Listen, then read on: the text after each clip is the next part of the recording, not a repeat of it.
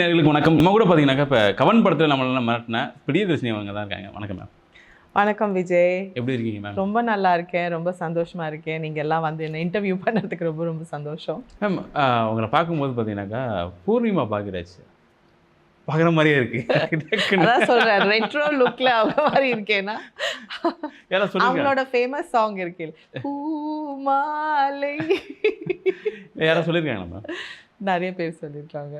நிறைய ஆக்சுவலி நான் வந்து ஒரு டீனேஜ் 20 வயசு அந்த மாதிரி க்ரோ ஆகிட்டு வரும்போது அப்போவே வந்து நிறைய பேர் சொல்லுவாங்க, உங்களுக்கு பூர்ணிமா பாக்யராஜ் மேம், பூர்ணிமா மேமோட சாயல் இருக்குதுன்னு சொல்லுவாங்க அந்த டைமில். அப்புறம் நான் ஃபிலிம்ஸ் என்டர் பண்ணும்போது நிறைய பேர் வந்து அந்த கவன் நடிக்கும் போதே வந்துட்டு நான் இந்த மாதிரி ஒரு ஆக்டர் இருக்குதுன்னு தெரியாமல் நிறைய பேர் மேடமே கால் பண்ணி பேசியிருக்காங்க. நீங்கள் கவனில் நல்லா பண்ணீங்க, கவன் பார்த்தோம் சூப்பராக இருக்குதுன்னு சொல்லிட்டு அவங்களுக்கு ஃபோன்ஸ் கால் போயிருக்கு, இண்டஸ்ட்ரி பீப்புள். ஸோ அது வந்து அவங்க எனக்கு அப்புறமா சொன்னாங்க, ஒரு வாட்டி செட்டில் மீட் பண்ணோம். ஸோ அவங்களுக்கும் எனக்கு அவங்க பற்றி நல்லாவே தெரியும். நான் அவங்களுக்கு இந்த மாதிரி ஒரு ஆக்டர் இருக்காங்க அவங்களுக்கு தெரியுமா நான் வந்து எப்போவுமே யோசிச்சுட்டு இருந்தேன். அப்புறம் மீட் பண்ணும்போது அவங்க சொன்னாங்க, இல்லை கவன் டைமில் எனக்கு வந்து கால்ஸ் வந்தது, ஸோ ரொம்ப happy to see you in person அந்த மாதிரி சொல்லிட்டு மீட் பண்ணும்போது பேசியிருந்தாங்க. Super ma'am. So Poornima ma'am இன்னும் ஒரு ரொம்ப இன்ட்ரெஸ்டிங்கான இன்சிடெண்ட் வந்துட்டு, ரெமோஸ் செட்டில் ஃபர்ஸ்ட் டே நான் போகும்போது சிவகார்த்திகேயன் சார் அப்போ வந்து ரொம்ப அப்கமிங் யங் ஆக்டர், இப்போ தான் வந்து ஒரு 2-3 குட் ஹிட்ஸ் ஆனாலும் இப்போ தான் விஜய் டிவிலேருந்து ஒரு ஃப்ரெஷ்ஷாக ஒரு 3-4 இயர்ஸ் தான் ஆயிருக்கு. ஸோ ஸ்டில் அந்த கிளைம்பிங் ஜோனில் சின்ன ரொம்ப யங் மேனாக இருந்தார் இப்போ. ஸோ என்னை பார்க்கும்போது வந்து ரொம்ப டிக்னிஃபைடாக அவர் வந்து வணக்கம் போடுவார் நாள். ஸோ 2 நாள் அப்படி போச்சு. 3ஆவது நாள் வந்துட்டு சொன்னார், நீங்கள் வரும்போது நீங்கள் பூர்ணிமா மேம் நினச்சிட்டேன். என்னடா அது, நான் தான் நியூ கவர், எனக்கு ஏன் எவ்வளோ சரி ஏஜுக்கு மரியாதை கொடுக்குறாருன்னு நினச்சிட்டேன். அது கூட கொடுத்தாரு, அப்படி சொல்லக்கூடாது. பட் என்னன்னா பியூட்டிஃபுல்லாக இருந்ததுன்னா he also said that அவர் வந்து மிஸ்டேக் பண்ணிட்டார் என்ன பூர்ணிமா மேம்னு. பட் அப்புறமா அவருக்கு வந்து சரி சைட் வியூவில் எல்லாம் ஏதோ டிஃப்ரெண்ட்டாக இருக்குன்னு தோணுச்சு. இல்லை ஆக்சுவலி அதுதான் எனக்கு டக்குன்னு தோணுச்சு. நான் அதை இப்போ நீங்கள் பேசிகிட்டு இருக்கும்போது எனக்கு தோணுச்சு, நான் அதனால தான் கேட்டேன் அந்த கேள்வி. ஓகே மேம், நான் இந்த கேள்வி நான் உங்கள்கிட்ட கேட்கணும்னு ஆசைப்பட்றேன். கேபி சாரும் KV sir KP sir. Okay KP sir. ஓகேங்களா. 2 பேருமே வந்து உங்களுக்கு ரொம்ப பிடிக்குன்னு இருக்கீங்க. கேபி சாருக்கு நீங்கள் என்ன சொல்லுவீங்க, கேவி சாருக்கு என்ன சொல்லுவீங்க? 2 பேரும் வந்து இப்போ நான் வந்து இந்த இண்டஸ்ட்ரியில் இருக்கேன்னா அவங்க 2 பேரும் அது main reasons. Early 19 close to 2000 அந்த டைமில் வந்து பார்த்திங்கன்னா பிரேமி நாடகத்தில் ஃபஸ்ட்டு என்னை வந்து கேமரா முன்னால் நிற்க வச்சதே வந்து கேபி சார் தான். அண்ட் அந்த வாய்ப்பு கூட நான் தேடி எனக்காக போகலை, அவரே ஏதோ இன்ஸ்பயர் ஆகிட்டு ஏதோ எனக்காக ஒரு கேரக்டர் எழுதினார். அது எவ்வளோ பெரிய விஷயம். ஒரு சீரீஸில் ஒருத்தரை பார்த்து ஒரு கேரக்டர் எழுதுறது, அது வந்து ரொம்ப எனக்கு வந்து அது அவர் கொடுத்த ஒரு பெரிய பிளெஸ்ஸிங். நான் கேபி சார் வந்து எனக்கு வந்து ஐ கேன் நெவர் ஃபர்கெட்.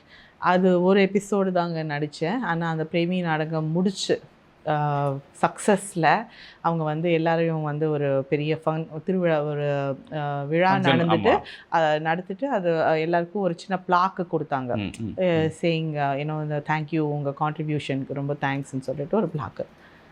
அந்த பிளாக்கு நான் அப்போது ஊரில் இல்லை, நான் வந்து ஆஸ்திரேலியா போயிட்டேன், அங்கே செட்டில் ஆகிட்டேன் அந்த டைமில். ஆனாலும் என்னை கால் பண்ணிவிட்டு அந்த நான் இல்லைன்னு தெரிஞ்சு அந்த பிளாக் என் வீட்டுக்கு அனுப்பிச்சிருக்காங்க. இப்போ இந்த காலத்தில் பார்த்திங்கன்னா ஒரு ஆடியோ லான்ச்சுக்கே கூப்பிட மாட்டாங்க. இன்னும் இது நடந்திருக்கு. நம்ம ஒரு இம்பார்ட்டண்ட்டான கேரக்டர் பண்ணியிருப்போம், ஆனால் நம்மளை கம்ப்ளீட்டாக மறந்துருப்பாங்க. அந்த மாதிரி ஏதாவது படம் இருக்காங்க? அது வந்து நான் அதை பற்றியெல்லாம் பேச விரும்பல, பட் இந்த மாதிரி நடக்கும். ஸோ எனக்கு அது எவ்வளோ ஒரு வேல்யூபிளான விஷயம். நான் ஒரு ஃபஸ்ட் டைமாக ஒரு விஷயம் பண்ணுறேன். Such a big director. இப்போ இருக்கிற பாதி பேர் வந்துட்டு அவரோட ஆசீர்வாதத்தில் தான் இருக்காங்க இந்த இண்டஸ்ட்ரியில். ஸோ அந்த மாதிரி ஒரு பர்சன் கிட்டேருந்து இவ்வளோ பெரிய ஆனர் எனக்கு கிடைச்சிருக்குன்னா I feel why today's industry sometimes இந்த மாதிரி நடக்கும். Okay, so it's okay. இதெல்லாம் வந்து ஒரு பாலிட்டிக்ஸ், இதெல்லாம் ஒரு கேம் தான். நம்ம எங்கே போனாலும் எல்லாமே சமமாக ட்ரீட் பண்ண மாட்டாங்கல்ல, சேமாக இருக்க மாட்டாங்கல்ல. கண்டிப்பாக. கேவி சார் அதே மாதிரி தான் கேவி சார் இன்னொரு விதத்தில் பார்த்தீங்கன்னா, கேவி சாருக்கு இன்ட்ரொடக்ஷன் எனக்கு கொடுத்தது வந்து நம்ம Kiran, TRK Kiran, actor and art director. Kiran sir வந்து என்னோட college senior.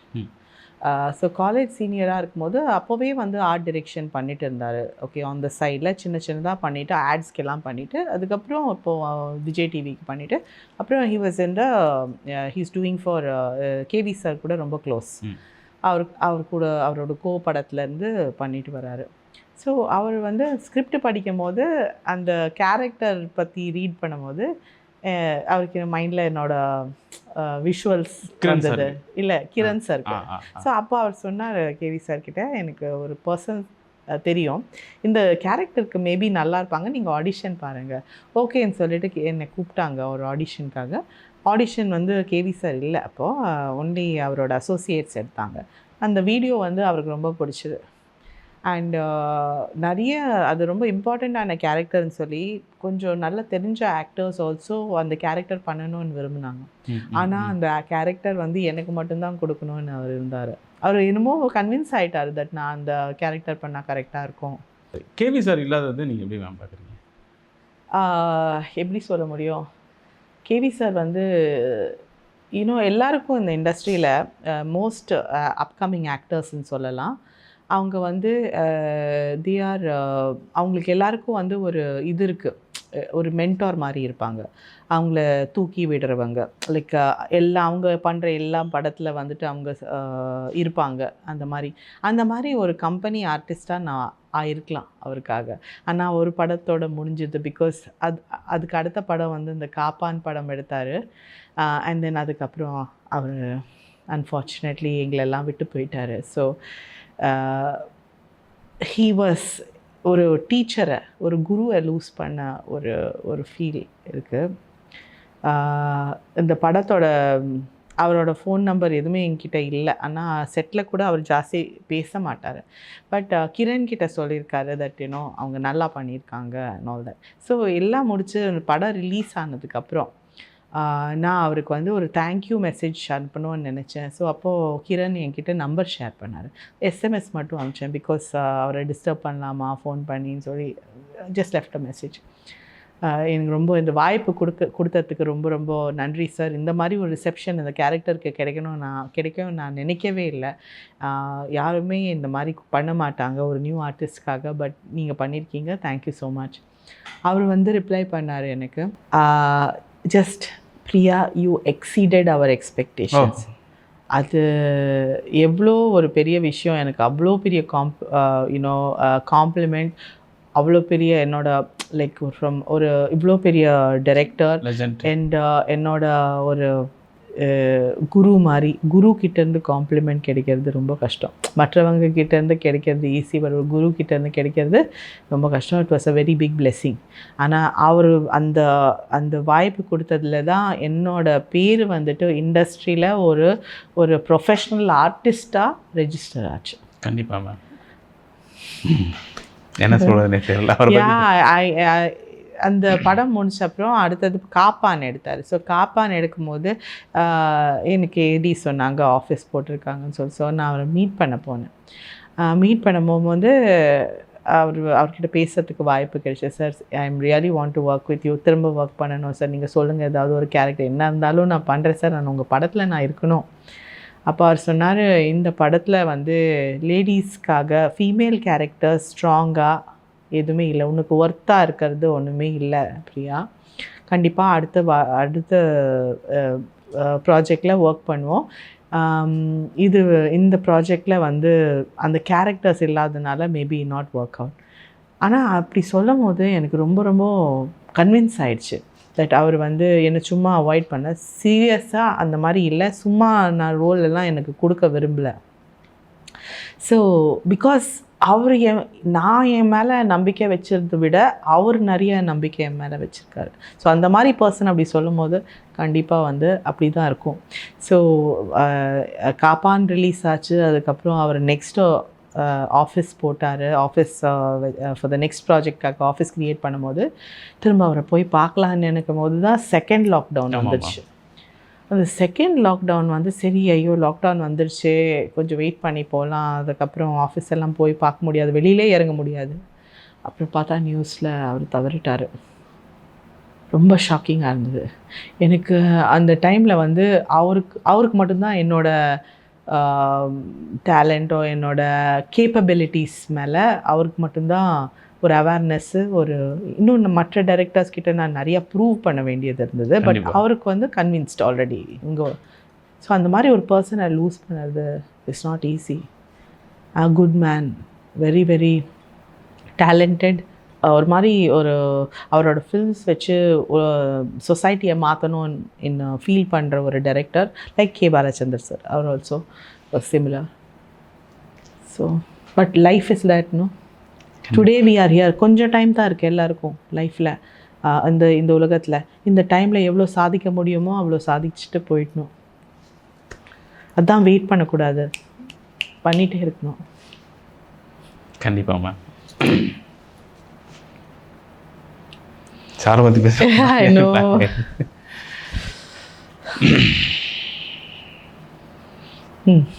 Okay ma'am. Vikram படம் அது எப்படி மேம் சான்ஸ் வந்துச்சு கமல் சார் கூட வந்துச்சு? ஓ மை காட், இதை பற்றி நான் வந்து எத்தனை வாட்டி பேசுவேன்னு தெரியல. எவ்ரி டைம் அதை பற்றி யோசித்தாலே எனக்கு வந்து ரொம்ப சிரிப்பு வருங்க.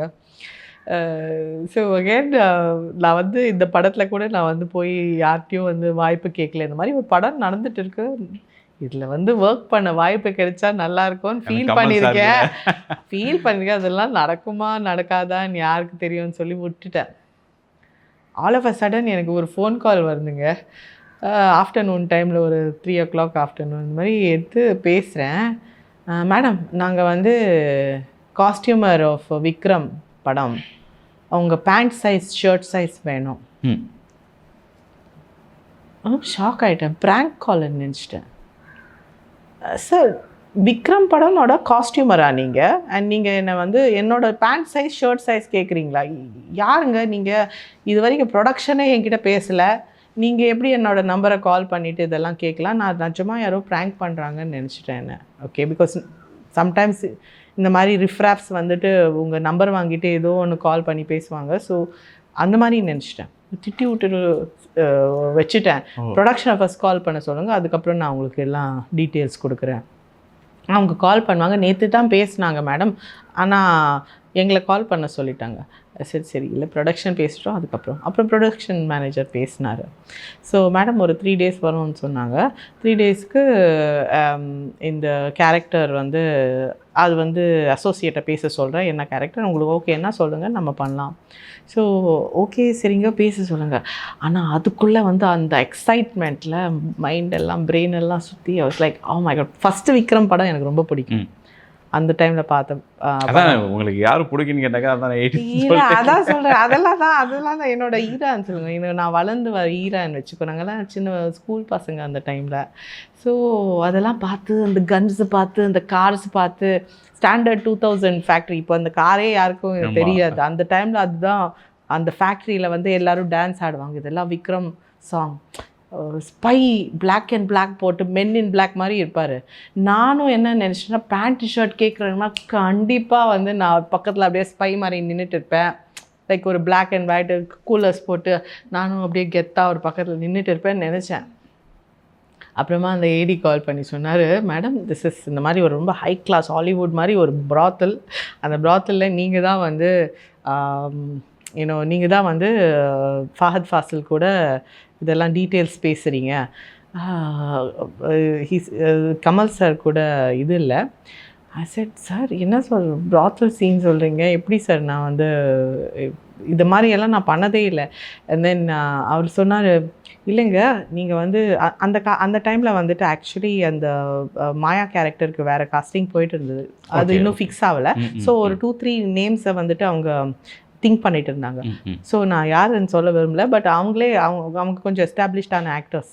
ஸோ அவங்க வந்து இந்த கேரக்டர் பண்ணுறாங்க, ஸோ நீங்கள் ஏன் வரி பண்ணுறீங்க, நீங்கள் வந்து ஓகே சரி ஓகே ஃபேமிலிக்கிட்ட கேட்டேன், இந்த மாதிரி சொல்கிறாங்க. ஸோ அவங்க சொன்னாங்க அந்த டைமில் இந்த மாதிரி படத்துலலாம் வந்துட்டு if you do this character people say வா நான் acting okay so no problem. Shabana Azmi, Bollywood heroines அவங்கெல்லாம் பண்ணியிருக்காங்க. இப்போ வந்து ஆலியா பட் கூட வந்து பண்ணியிருக்காங்க. So don't worry about it, நீங்கள் போய் ஆக்ட் பண்ணிவிட்டு வாங்கன்னு சொல்லிட்டு எனக்கு வந்து ஒரு பிளாங்க் கார்டு கொடுத்துட்டாங்க. பரவாயில்ல, வீட்டில் ரொம்ப சப்போர்ட் தான் உங்களுக்கு? இல்லை சப்போர்ட் என்னன்னா அவங்களுக்கு புரிஞ்சது. இது வந்து தட்ஸ் வாட் ஐம் சேயிங், எந்த இடத்துல நம்ம என்ன பண்ணுறோம் இட்ஸ் இம்பார்ட்டன்ட். இதே வந்து ஒரு பி கிரேட் ஃபில்மில் வந்துட்டு நம்ம வந்து இந்த கேரக்டர் பண்ணோன்னா பீப்புள் அது வேறு மாதிரி பேசுவாங்க. ஆனால் ஒரு ரொம்ப ரெக்கக்னைஸ்ட் டைரக்டர், ரெக்கக்னைஸ்ட் ஃபில்மில் வந்துட்டு நம்ம ஒரு பெரிய பெரிய ஆக்டர்ஸ் கூட நடிக்கும் போது அந்த மாதிரி கேரக்டர் பண்ணால் வா மேபி ஒரு அவார்ட் கூட கொடுப்பாங்க. என்ன போர்ட்ரே பண்ணுங்க, இந்த மாதிரி எல்லாம் பண்ணிருந்தீங்க வான்னு சொல்லுவாங்க. Okay, so it's all about the place. எங்கே போயிட்டு யுவர் ஆக்டிங் சரி கண்ணை மூடிட்டு I just decided to do it and do the best I can. So அது ரொம்ப ஆக்சுவலி என்ன சொல்லணும், லோகேஷ் சார் வந்து ரொம்ப ஃபாஸ்ட்டாக எடுக்கிறாரு. அதுக்கு மேலே நம்ம ஃபஹத் ஃபாசில் சார் அவ்வளோ சீக்கிரமாக அவரோட சீன்ஸ் முடிச்சுட்டாரு. ரொம்ப சீக்கிரமாக போச்சு, ஹாஃப் டேயில் முடிச்சுட்டாங்க எங்கள் போர்ஷன். 3 நாள் சொல்லிவிட்டு ஹாஃப் டேயில் முடிஞ்சு போச்சு. ஸோ எனக்கு ரொம்ப திருப்தி அந்த படத்தில் வரேன்னா. ஆனால் எப்போவுமே ஒரு டவுட்டு, அந்த ஒரு சீன் தான் இருக்குது, ஒரு வேளை சென்சார் வந்து இதை தூக்கிட்டாங்கன்னு நான் படத்துலேயே இருக்க மாட்டேன். ஸோ யாருக்கும் சொல்ல வேணாம் தட் நான் இருக்கேனா இல்லையான்னு. லாஸ்ட்டில் வந்துட்டு இந்த ஃபைனல் கட்டு, அந்த ஃபைனல் கலரிங், ஃபைனல் டிஏ எல்லாம் போட்டு க்யூபுக்கு போகிறதுக்கு முன்னால் அந்த டெக்னீஷியன் வந்துட்டு கால் பண்ணி சொன்னார், மேடம் நீங்கள் இந்த படத்தில் இருக்கீங்க, நல்லா பண்ணியிருக்கீங்கன்னு சொல்லிட்டு ஒரு ஃபோன் கால் வந்தது. அப்போ தான் எனக்கு தெரியும் அப்பாடா என் சீன் கட் பண்ணல. ஆனாலும் அந்த பீப்ஸ் வச்சாங்க, ஜிஎஸ்டி சொல்கிற இடத்துல அந்த ஒரு சில பிளேசஸில் பீப்ஸ் வச்சாங்க. ஸோ அது கொஞ்சம் ட்ரிம் பண்ணிட்டாங்க, பட் அந்த கதைக்கு தேவைன்னு சொல்லிட்டு அது கொஞ்சம் ஸோ ஒரு 1.5 மினிட்ஸ்க்கு போயிருக்கோம் அந்த சீன். அதை வந்து மொத்தமாக ஒரு 25 to 30 seconds தான் வச்சுருந்தாங்க. பரவாயில்ல, விக்ரம் படத்தில் நடிச்சிட்டிங்களே. இல்லை ஃபஹத் ஃபாசில் கூட அந்த சீன் எனக்கு ரொம்ப, இதெல்லாம் வந்து ஒரு எப்படி சொல்கிறது, ஏன் ஏஜ் குரூப் ஆக்டர்ஸ்க்கு வெரைட்டி ரோல்ஸ் கிடைக்கிறது ரொம்ப கம்மி. ஓகே, ஒரு மாதிரி ஒரு அம்மா ரோலில் செட் ஆகிட்டாங்கன்னா அம்மா ரோல்ஸே வந்துட்டு இருக்கும், அதே மாதிரி அம்மா ரோல்ஸ், அதே ட்ரெஸ்அப், அது ஒரு சக்ஸஸ் ஆகிடுச்சுன்னா, ஒரு கேரக்டர் சக்ஸஸ் ஆகிடுச்சுன்னா அதே மாதிரி தான் வந்துட்டு இருக்கும். I feel happy. எனக்கு என்ன சந்தோஷம்னா விதவிதமான ரோல்ஸ் வருது, ஒரு டைம் ஒரு டிஃப்ரெண்ட் திங் பண்ணுறேன் யூனோ. அண்ட் அது வந்து எனக்கு ரொம்ப பிடிச்ச விஷயம். ஒரு நன் வேஷம் வந்து ஒரு 2-3 டைம்ஸ் பண்ணிட்டேன் படத்தில். Run baby run, Anglo Indian பண்ணியிருக்கேன், அம்மா கேரக்டர்ஸ் கூட பண்ணியிருக்கேன். ஸோ அது அப்புறம் அந்த மாதிரி ப்ராத்தல் ஓனர், அப்புறம் குண்டா லைக் என்ன சொல்கிறது, ரத்னம் படம் ஹரிசரோட படத்தில் வந்துட்டு ஒரு லோ கிளாஸ் ப்ராத்தல் ஓனரோட அந்த மாதிரி ஒரு கேரக்டர் கூட பண்ணியிருக்கேன். ஸோ ஒரு ஃபீமேல் வில்லன்ஸாக நிறைய பண்ணியிருக்கேன், டிஃப்ரெண்ட் ஹை கிளாஸ் வில்லன் கூட பண்ணியிருக்கேன். Super ma'am. டிமாண்டி காலனி அந்த படம் வாய்ப்பு உங்களுக்கு எப்படி கிடச்சிச்சு? அந்த படம் பண்ணும்போது என்ன ஃபீல் பண்ணீங்க? டிமாண்டி காலனியோட லீட் பார்த்தீங்கன்னா வாஸ் ஆக்சுவலி கோப்ராவில் சார் கூட எனக்கு ஒரு கேரக்டர் பண்ணுறதுக்கு சான்ஸ் கிடைச்சிது. அது வந்து ஒரு ரேண்டம் ஆடிஷன் வழியாக தான் உள்ளே போனேன். அந்த ஆடிஷனில் அந்த கேரக்டர் பார்த்திங்கன்னா ரொம்ப ஒரு மாதிரி ஜாலி, சிரிச்சிட்டு ரொம்ப ஓவர் எக்ஸைட்டடாக இருக்கும் அந்த கேரக்டர். ரொம்ப லைக் எந்தூசியாஸ்ட், ரொம்ப ஓவர் எந்து பட்டாணின்னு சொல்லுவாங்கள்ல, அந்த மாதிரி ஒரு கேரக்டராக இருக்கும். ஒரு நன் கேரக்டர் ப்ளே பண்ணுவேன்.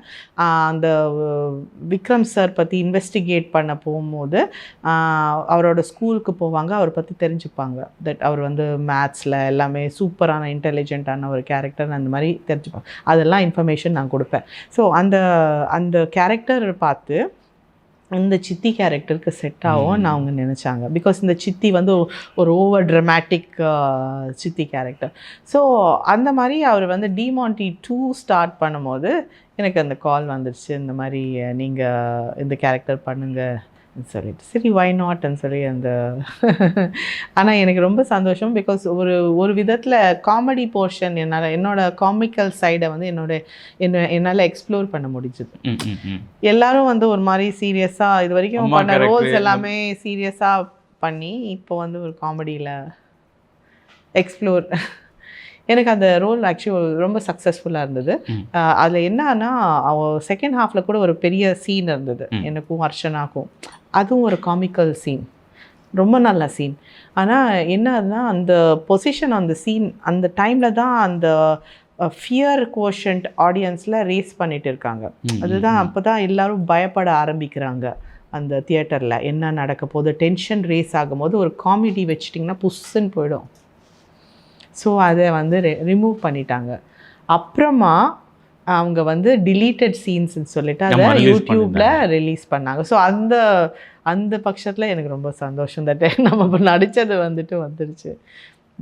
இப்போ என்னென்ன படம் பண்ணிட்டுருக்கீங்க? இப்போ பார்த்தீங்கன்னா அது முடிச்சப்புறம் நிறைய ரிலீசஸ் பழைய படம் எல்லாம் நான் ஒர்க் பண்ணதெல்லாம் ரிலீஸ் ஆயிடுச்சு. ஸ்மைல் மேன், அப்புறம் பிளடி பெகா அது வந்தது.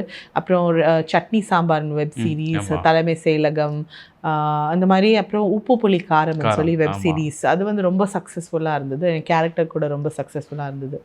இப்போது பிரபுதேவா சாரோட ஒரு வெப் சீரிஸ் அதில் ஒரு கேரக்டர் பண்ணியிருக்கேன். அது இன்னும் ஆன் ப்ராசஸில் இருக்குது. அண்ட் ஒரு ஃபியூ அதர் ப்ராஜெக்ட்ஸ் வந்து ஸ்டார்ட் ஆகிறதுக்கு வெயிட் பண்ணுறேன். சொல்கிறாங்க இந்த ஏப்ரல் மாதத்துக்கு அப்புறம் தட் இஸ் நெக்ஸ்ட் ஃபைனான்ஷியல் இயரில் தான் அதெல்லாம் ஸ்டார்ட் ஆகும்.